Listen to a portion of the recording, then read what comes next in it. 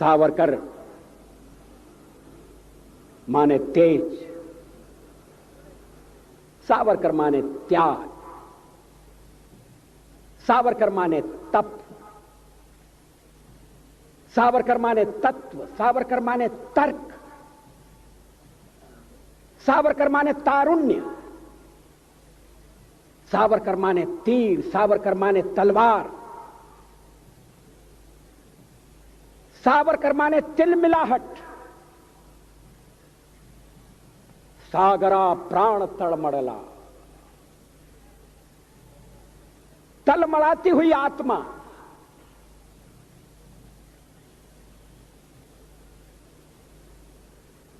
सावरकर माने तितीक्षा, सावरकर माने तीखापन, सावरकर म्हणजे तिखट।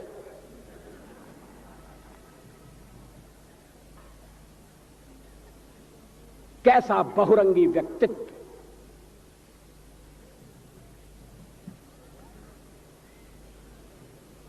कविता और क्रांति। देशपांडे जी मुझे क्षमा करें, मेरा भी परिचय कराया गया है शाहिर के रूप में। कविता और भ्रांति तो साथ साथ चल सकती है, मगर कविता और क्रांति का साथ चलना बहुत मुश्किल है। कविता माने कल्पना,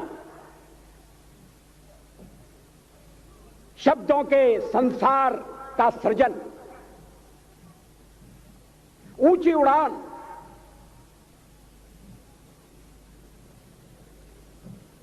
और कभी कभी ऊंची उड़ान में अगर धरातल से पांव उठ जाए, वास्तविकता से नाता टूट जाए, तो कभी कोई शिकायत नहीं होगी।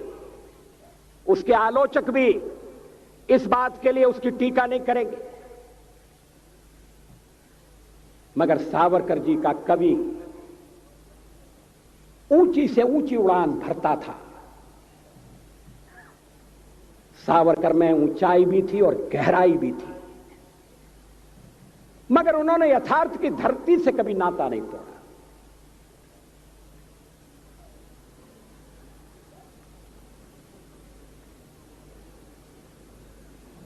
मैंने सेल्युलर जेल में, अंडमान द्वीप में वो कोठरी देखी है जिसमें सावरकर जी को अपने जीवन का बहुत महत्वपूर्ण अंश तिल तिल जलकर मिटाना पड़ा था।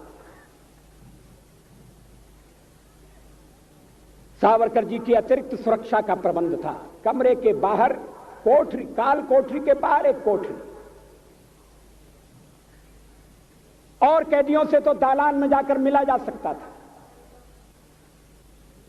सावरकर जी की कोठरी के आगे भी एक कोठरी बनाकर सींचे खड़े कर दिए गए। सागर का किनारा, पता नहीं सागर और सावरकर का क्या संबंध था। गोदावरी ने भी सावरकर जी को प्रभावित किया था। वो जिस तरह से जहाज से सागर में कूद पड़े, स्वतंत्रता के लिए छलांग लगा दी। उत्ताल सागर की तरंगें, अनंत सागर,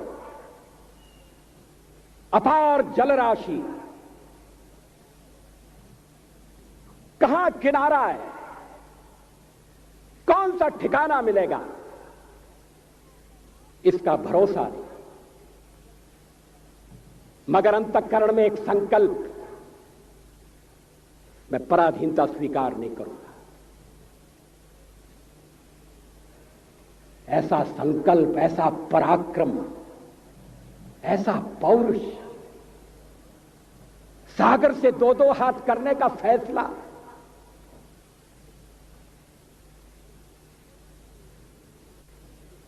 और फिर उन्हें सागर के किनारे काले पानी की सजा। मैंने वो कोलू भी देखा है जिसमें कैदियों को जोत कर तेल निकालना पड़ता था। सावरकर जी ने अपनी जीवनी में इन सारे प्रसंगों का उल्लेख किया है, मगर उस सागर के किनारे जेल में बंद सावरकर चांद से बातें करते थे, चांद को लहना देते थे, उपालंब देते थे, संदेश देते थे। उस समय की उनकी अनेक कविताएं ऐसी हैं जो विश्व के इतिहास में, विश्व के साहित्य में अपना स्थान रखती है।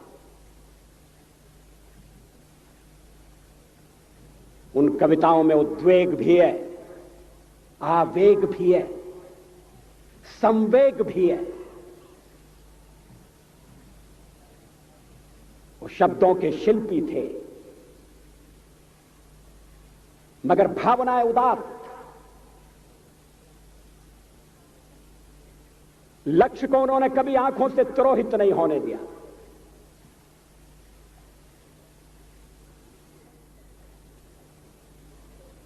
सावरकर जी से मेरा परिचय एक पहले कवि के नाते हुआ। उनके क्रांतिकारी स्वरूप से तो सभी लोग अवगत थे। मुझे कविता में थोड़ी सी रुचि, संघ के साथ मेरा संपर्क, सावरकर जी की कविताओं का गायन मेरे लिए मराठी समझना मुश्किल था, लेकिन मैंने थोड़ा थोड़ा सीखने का प्रयत्न किया। मैं ग्वालियर का हूं और ग्वालियर की अपनी मराठी है। वरचा मजला खाली आहे, ये पुणे वालों की समझ में नहीं आएगा। जो मजला नीचे कैसे हो सकता है, मगर ये ग्वालियर ने मराठी में जो योगदान दिया है, यह उसका सबूत है। मैंने सावरकर जी की कुछ कविताओं का हिंदी में अनुवाद करने का प्रयत्न किया। मैं चमत्कृत रह गया। कोई क्रांतिकारी होते हुए इतना अच्छा कवि कैसे हो सकता है?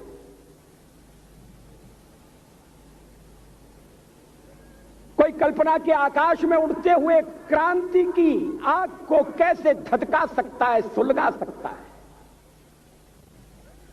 मगर कल्पना की सृष्टि और यथार्थ की सृष्टि, दोनों का सावरकर ने समन्वय कर दिया। यह समन्वय बहुत कठिन है, मगर जैसा मैंने प्रारंभ में उल्लेख किया, सावरकर के जीवन की समग्रता ऐसे अनूठे गुणों से भरी हुई है। प्रखर राष्ट्रवाद, समझौता न करने वाला राष्ट्रवाद, जीवन का क्षण क्षण और शरीर का कण कण मातृभूमि की स्वतंत्रता के लिए समर्पण कर देने वाला राष्ट्र प्रेम, मगर उसके साथ मूलगामी समाज सुधारक की भूमिका बैठक। कवि के बाद अगर सावरकर का कोई स्वरूप मुझे सबसे ज्यादा आकृष्ट करता है तो वो समाज सुधारक का रूप है। रत्नागिरी की नजरबंदी में उस समय लिखी गई कविताएं देखिए। बाल विधवा की पीड़ा, एक तो विधवा और उस पर बाल विधवा, पुनर्विवाह पर प्रतिबंध, ऐसी अभागी नारी कहां जाए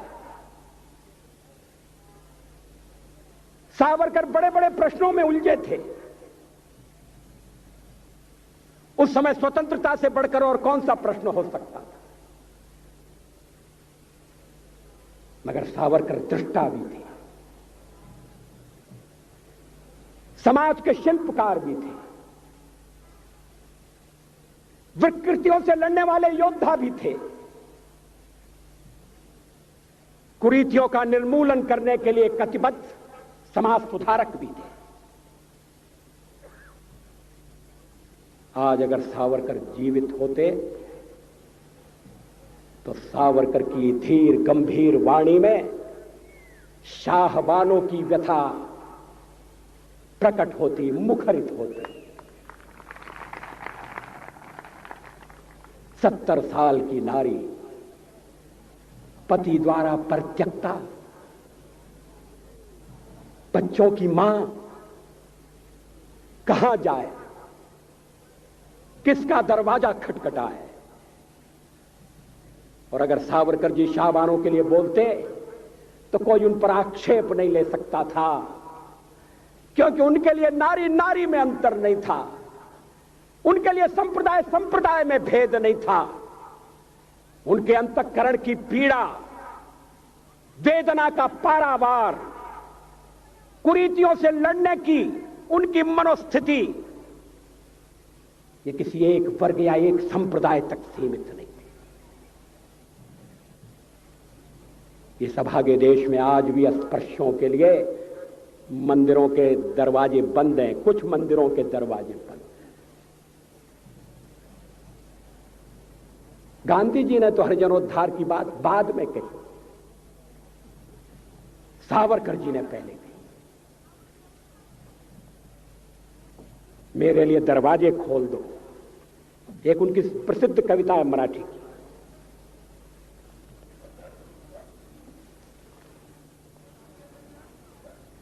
मला देवांचा दर्शन घेऊया,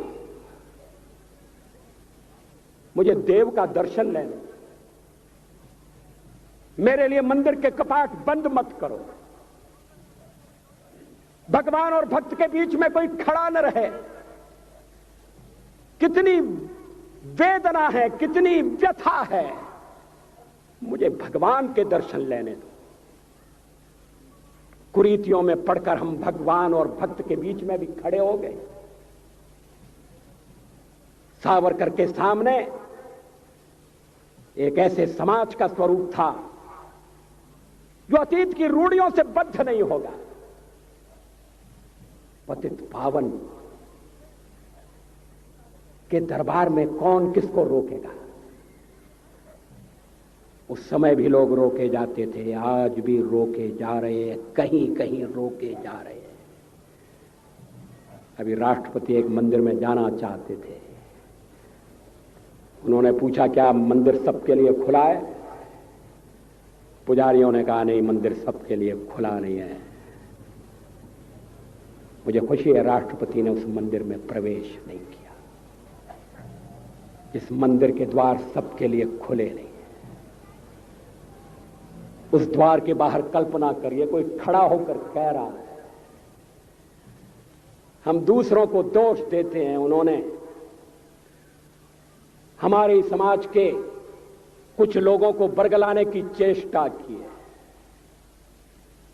मगर सावरकर की दृष्टि से हम देखें हिंदू समाज के अभिशाप को, हिंदू समाज की दुर्बलता को,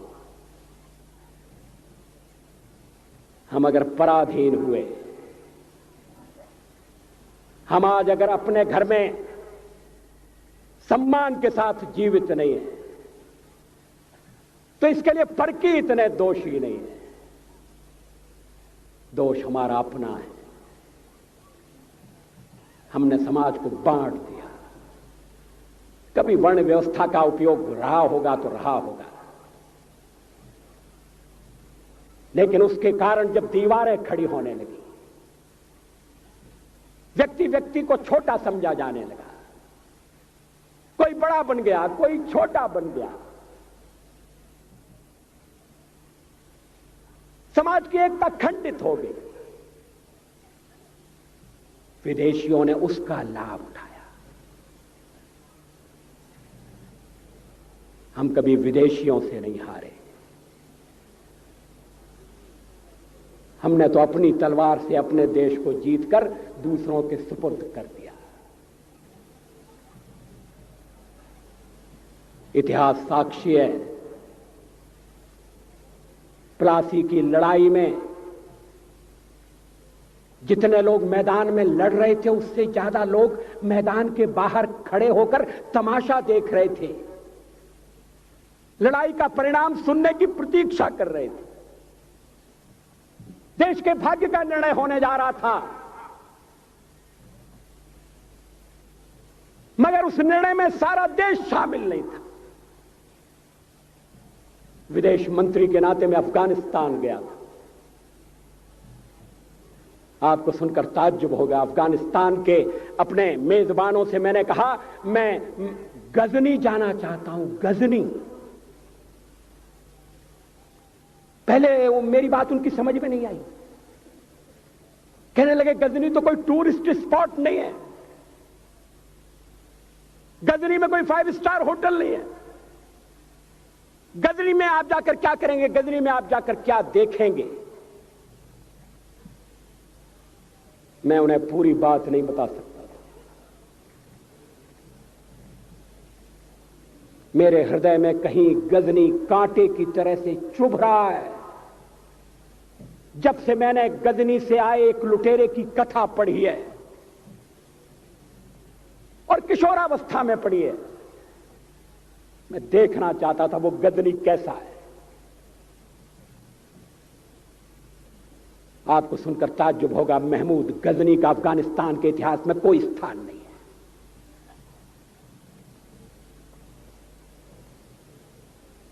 गजनी छोटी सी जगह है, छोटा सा गांव है। कल्पना करिए, सैकड़ों साल पहले वहां धूल उड़ती थी, झोपड़ियां थी, मगर एक लुटेरा लुटेरों को इकट्ठा करता हुआ सोने की चिड़िया को लूटने के लिए चला आया। आपस की फूट से जो राजा है वो लड़ेगा, जो क्षत्रिय है वो लड़ेगा।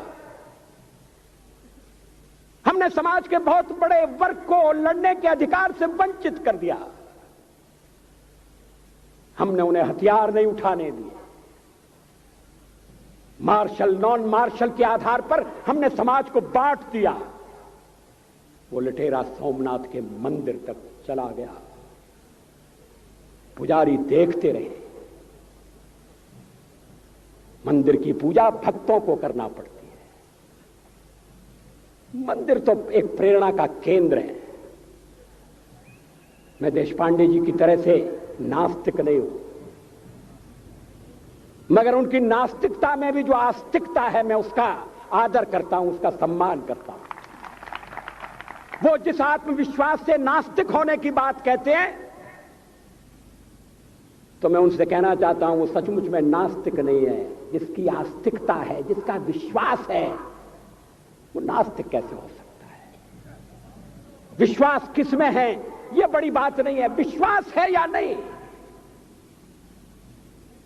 हमने समाज के बहुत से बड़े वर्ग को विश्वासहीन बना दिया।